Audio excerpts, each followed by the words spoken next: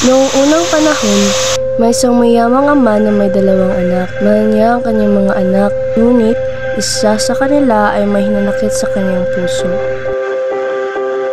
Ama, nais kong hingin ang bahagi ng aking mana.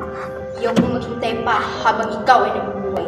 Anak, tiyak ka ba sa iyong hinihiling? Oo, Ama. Gusto ko mamuhay ayon sa aking kagustuhan. Bagamat masakit para sa ama, pinagbigyan niya ang anak. Ibinigay niya ang bahagi ng mana sa alibughang anak.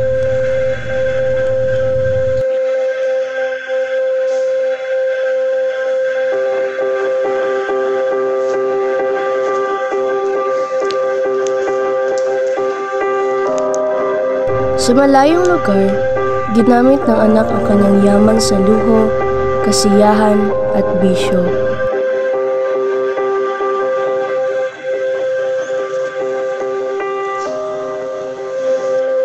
Ngunit hindi nagtagal, naubos ang lahat ng kanyang kayamanan. Wala na akong pera. Ano na ako ngayon? Nagkaroon ng matinding tagutom sa lugar at wala na natira sa kanya. Napilitang magtrabaho ang anak bilang tagapag-alaga ng baboy, isang trabaho na itinuring niyang kahiya-hiya.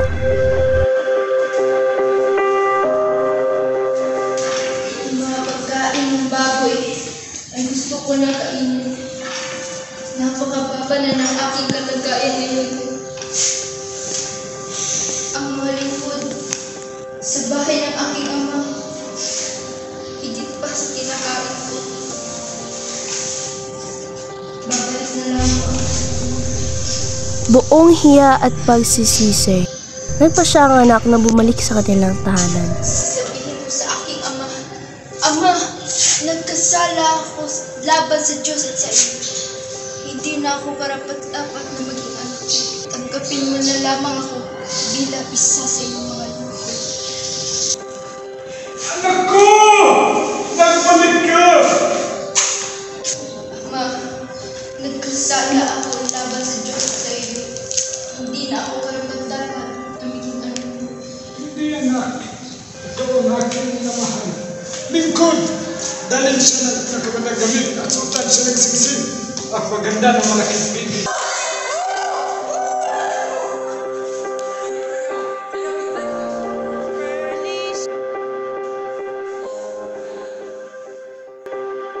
Ama, bakit mo ginagawa ito? Ako'y naglingkod sa ng tapat, ngunit minsan ay hindi mo ko pinagdiwang. Ngunit itong anak mong alibughan na ninustay ang iyong yaman ay nagbalik at pinaghahandaan mo ng malaking piging.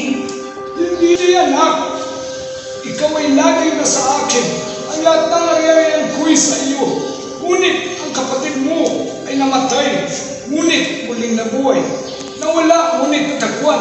Di ba dapat magsaya tayo? Sa ganitong paraan, ipinakita ng ama ang wagas na pagmamahal at pagpapatawad kahit gaano pa kalaki ang pagkakasala. Wakas.